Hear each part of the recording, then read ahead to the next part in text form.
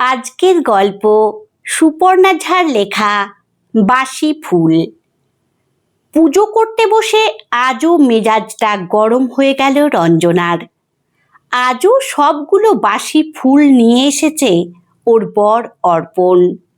যতই বারবার বলে দেওয়া হোক না কেন, অর্পণ বাবুর এই এক দোষ। বয়স যত বাড়ছে এই ভুল যেন ততই বাড়ছে। কোনো রকমে ভালো ফুলগুলো বেছে নিয়ে পুজো সেরে রঞ্জনা দেবী নেমে এলেন ঠাকুর ঘর থেকে। আড়াইতলার চিলেকোঠার ওপরে উনার ঠাকুর ঘর মনের মতন করে সাজিয়েছেন রঞ্জনা দেবী। তাই একটু সময় নিয়েই পুজোটা সারেন প্রতিদিন। এবছর রিটায়ারের পর অর্পণবাবুর কাজ অনেকটাই কমে গেছে। তাই পত্নীর অনিচ্ছাতেও জোর করে বাজারের দায়িত্ব তুলে নিয়েছেন নিজের কাঁধে। একমাত্র মেয়ে কলকাতাতে থাকে, ওখানেই চাকরি করে, আবার শ্বশুরবাড়িও ওখানেই। তাই ইচ্ছে থাকলেও চট করে বাবা মায়ের কাছে চলে আসতে পারে না। যদিও কলকাতা থেকে কৃষ্ণনগর এমন কিছুই দূর নয়। আবার বাড়ির রাধা মাধব ছেড়ে, এত বড় বাড়ি ছেড়ে রঞ্জনা দেবীও কোথাও নড়তে চান না। বাজার থেকে ফিরে এক কাপ চায়ের জন্য হাপিত্যেশ করে বসেছিলেন অর্পণবাবু। চাটা পান করে একটু বন্ধুদের সঙ্গে আড্ডাতে বেরোবেন। গিন্নি এসে কয়েকটা শুকনো তুলসী পাতা আর এক পিস নকুলদানা কপালে ছুঁয়ে বরের হাতে দিলেন। অবাক হয়ে অর্পণবাবু বললেন, এটা কি করব? গেল বলে রঞ্জনা কঠিন চোখে তাকিয়ে রইল। বউয়ের ভয়ে কোনো কথা না বলে প্রসাদটা মুখে দিয়ে চিবোতে লাগলেন অর্পণবাবু।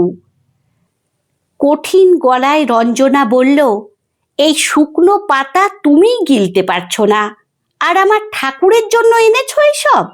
কই, হরিকে দিয়ে যেদিন ফুল আনাই সেদিন তো এরকম শুকনো বাসি পচা থাকে না। বলে শীতল দৃষ্টি নিয়ে অর্পণবাবুর দিকে চেয়ে রইল। শান্ত মৃদুভাষী অর্পণবাবু কোনো কথা না বলে বোতল থেকে ঢকঢক করে জল খেয়ে রঞ্জনার দিকে তাকিয়ে বললেন, চাটা? পিত্তি জ্বলে গেল রঞ্জনার। এই মানুষটার সঙ্গে ঝগড়া করা যায়? যদি এক পক্ষ বকবক করেই যায়, আরেক পক্ষ চুপচাপ শোনে, তাহলে কি আর কিছু বলতে ইচ্ছে করে? সবই আমার কপালের দোষ। বলতে বলতে রঞ্জনা দেবী রান্নাঘরের দিকে চলে গেলেন। 2 কাপ চা আর 4টে ক্রিম কেক আর বিস্কুট ট্রেতে সাজিয়ে নিয়ে এসে অর্পণবাবুর সামনের টেবিলে রাখলেন। সকালে অর্পণবাবুর একবার চা পান করা হলেও রঞ্জনার এখনো চা খাওয়া হয়নি। আসলে ঠাকুর না দিয়ে চাও খায় না রঞ্জনা। বউ বেলা অবধি যাতে না খেয়ে থাকে, তাই তো সকাল সকাল বাজারে ছোটেন অর্পণবাবু। নিজে অবশ্য ঠাকুর দেবতা কিছুই মানেন না, তবে কাউকে মানতে বারণ করেন না। এমনকি ঘরের রাধা মাধবের সেবার কোনো ত্রুটি রাখেন না। অথচ একটিবার ঠাকুর ঘরেও ঢোকেন না। রঞ্জনা দেবী উনার বরকে মাঝে মাঝে চিনতেই পারেন না। এই তো গত মাসে বেয়ায় বেয়ান মেয়ে জামাইয়ের সঙ্গে তারাপীঠ গিয়ে কি অস্বস্তিতেই না পড়তে হলো। বেয়ানের মানত ছিল সব্বাইকে নিয়ে গিয়ে পুজো দেবার, তাই জোর করে এনাকে নিয়ে যাওয়া হলো। তারপর শনিবারের অমাবস্যার ভিড়ে অনেক কষ্ট করে মাথা পিছু 500 করে দিয়ে স্পেশাল লাইন দিয়ে তাড়াতাড়ি পুজোর ব্যবস্থা করলো জামাই।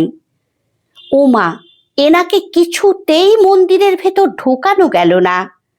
মাতৃদর্শন না করেই বাইরে দাঁড়িয়ে রইলেন। কি লজ্জার কথা। পরে ফিরে আসার সময় দেখি কতগুলো ভিখারি উনাকে প্রণাম করতে আসছে। ভগবানই জানেন কি দান করেছিলেন ওদেরকে। হরি, হরি, ও হরি, একবার এদিকে আয় তো, বলে তাদের কেয়ারটেকার কাম দারোয়ান হরিপদকে ডাকলেন রঞ্জনা দেবী। হ্যাঁ জেঠিমা, বলেন, বলে হরি এসে দাঁড়ালো।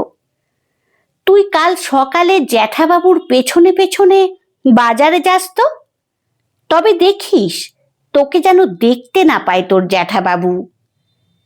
ঠিক আছে, কিন্তু কেন জেঠিমা?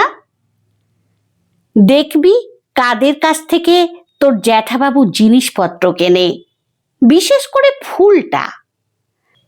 রোজ রোজ বাসি ফুল কে দেয়? আগে ঠিক আছে জেঠিমা, আমি গোয়েন্দার মতো চুপি চুপি চলে যাব জ্যাঠাবাবুর পিছন পিছন। জ্যাঠাবাবু কিচ্ছুটি টের পাবে না, বলে হরি ফুল গাছে জল দিতে চলে গেল। যদিও হরির ফুল গাছে ফুলই ফোটে না, তাই তো ফুল নিয়ে এত সমস্যা। পরের দিন সকালে পুজো সারার পর চা নিয়ে বসতেই অর্পণবাবু বললেন, আমাকে জিজ্ঞেস করলেই তো পারতে। চায়ে চুমুক দিতে দিতে রঞ্জনা দেবী বললেন, কি? এই যে কার কাছ থেকে প্রতিদিন আমি ঠকে আসি, হরিকে পাঠানোর কি দরকার ছিল? এবারে ধরা পড়ে রাগে ফেটে পড়েন রঞ্জনা দেবী। বলেন, রোজই তো বিরক্ত হই, তুমি বুঝতে পারো না? সব বুঝি রঞ্জনা, কিন্তু জানো তো, যেদিনই বাজারের কোণে ওই বুড়ি মাটাকে অল্প কিছু ফুল নিয়ে চুপচাপ বসে থাকতে দেখি, তখন আমার মায়ের মুখটা মনে পড়ে যায়।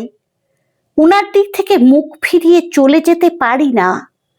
এই বয়সে এসেও এভাবে মেরুদণ্ড সোজা রেখে নিজের ইনকামের টাকায় সংসার চালাচ্ছেন, কারোর সাহায্যও নেন না।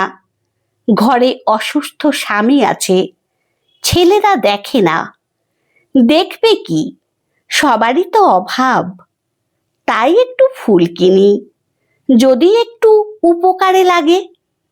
সবাই তো তাজা ফুল কেনে, তুমি না হয় কষ্ট করে একটু বাসি ফুলেই পুজো করলে।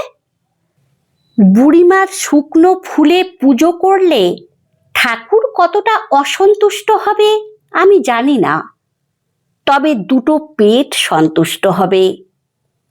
অবাক চোখে চুপ করে বরের দিকে তাকিয়ে থাকে রঞ্জনা, কোনো কথা বলতে পারে না সে। আমার গল্প পাঠ যদি আপনাদের ভালো লেগে থাকে তাহলে লাইক, কমেন্ট ও শেয়ার করে দেবেন। ধন্যবাদ।